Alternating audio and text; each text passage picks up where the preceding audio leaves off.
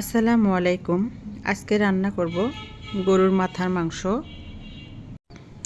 তো মাথার মাংসের মধ্যে লালা টাইপের থাকে, সেজন্য আমি গরম পানি দিয়ে ভালো করে ধুয়ে নিয়েছি, মানে সিদ্ধ করে নিয়েছি। আর সাথে দেব 4টা আলু টুকরো করে কেটে নিয়েছি।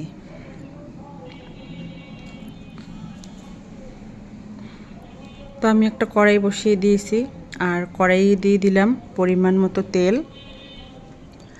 তেল গরম হয়ে আসছে, এখন দিয়ে দিলাম পেঁয়াজ কুচি। পেঁয়াজ কুচিটা আমি হালকা ব্রাউন কালার করে ভেজে নেব। আর মাথার মাংস কিন্তু খেতে খুব ভালোই লাগে।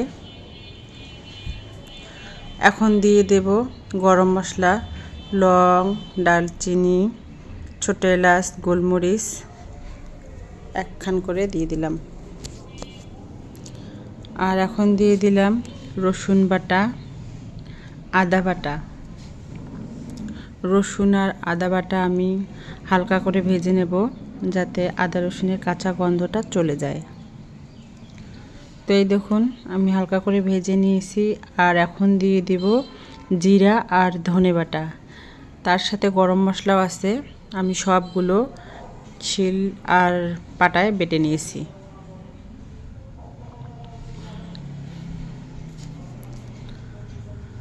তো আমি সবগুলো মশলা ভালো করে কষে নিচ্ছি। তো এই দেখুন কষানো হয়ে যাচ্ছে। এখন আমি দিয়ে দেব হলুদের গুঁড়ো,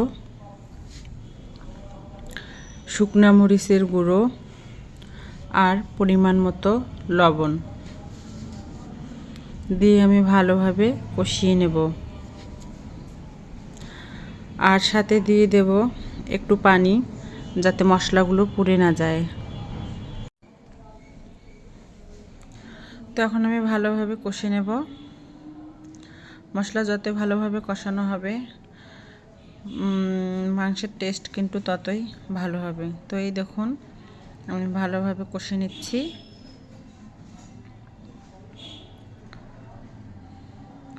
তো মশলা কষিয়ে নেওয়া হয়ে গেছে। এখন আমি গরুর মাথার তরকারিগুলো দিয়ে দিলাম।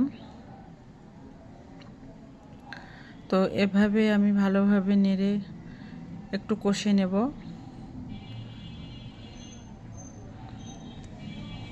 তো এখন আমি একটু ঢেকে দেব। তো আমি ঢাকনা আবার উঠিয়ে নিলাম, উঠিয়ে নিয়ে আবারও একটু নেড়ে চেড়ে দেব। তো এই দেখুন আমি নেড়ে চেড়ে দিচ্ছি। আর মাংস থেকে কিন্তু পানি বাইর হয়েছে একটু। তো আমি আবারও ঢাকনা দিয়ে দিলাম। তো আমি কিছুক্ষণ পর আবারও ঢাকনা উঠিয়ে নিলাম।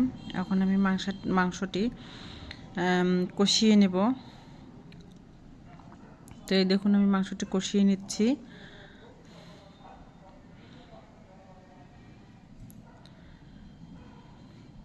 তো এভাবে মাথার মাংস রান্না করলে খেতে কিন্তু খুবই ভালো হয়।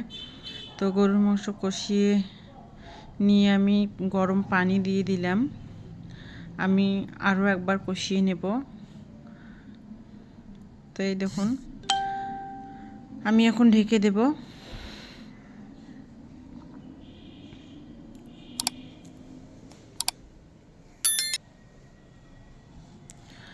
তো ঢাকনাটা তুলে নিয়ে আমি আবারও নেড়ে চেড়ে দেব।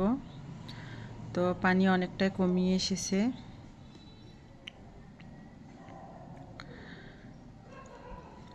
এখন আমি দিয়ে দেব আলু। আলু আর মাংস আমি একখানে কষে নেব।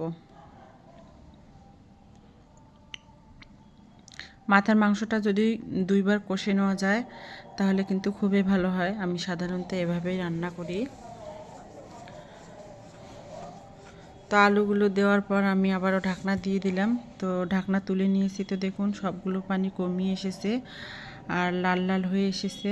মাংসটা আমি কষে নিচ্ছি। তো এই দেখুন নিচে কিন্তু লেগে যাচ্ছে, কষানো হয়ে গেছে। এখন আমি দিয়ে দেব পরিমাণ মতো পানি। তো আমি ভয়েস দিচ্ছিলাম, রাস্তার ধারে আমার বাসা। তো দিন রাত 24 ঘন্টায় কিন্তু গাড়ি চলে সবসময় এরকম শব্দ হয়, এজন্য আমার ভিডিওতে শব্দ শোনা যায়। তো আমি ঢেকে দিলাম। তো এই দেখুন আমি ঢাকনা তুলে নিয়েছি, মাংসটা কিন্তু আমার হয়ে এসেছে। তো নামানোর আগে আমি এখন দিয়ে দেব ভাজা জিরের গুঁড়ো। ভাজা জিরের গুঁড়ো দেওয়ার পর আমি ভালোভাবে নেড়েচেড়ে ঢেকে রাখবো 5 মিনিট। আর মাংসটার কিন্তু আমি ঝোলও রাখবো না, আবার ভুনাও রাখবো না, একটু মাখো মাখো করে রাখবো, হালকা ঝোল। তো এই দেখুন রান্না হয়ে গেছে, এখন আমি পরিবেশন করব। তো আমার রান্না যদি আপনাদের ভালো লেগে থাকে তাহলে চ্যানেলটি সাবস্ক্রাইব করবেন, লাইক কমেন্ট শেয়ার করে পাশে থাকবেন। সবাইকে ধন্যবাদ।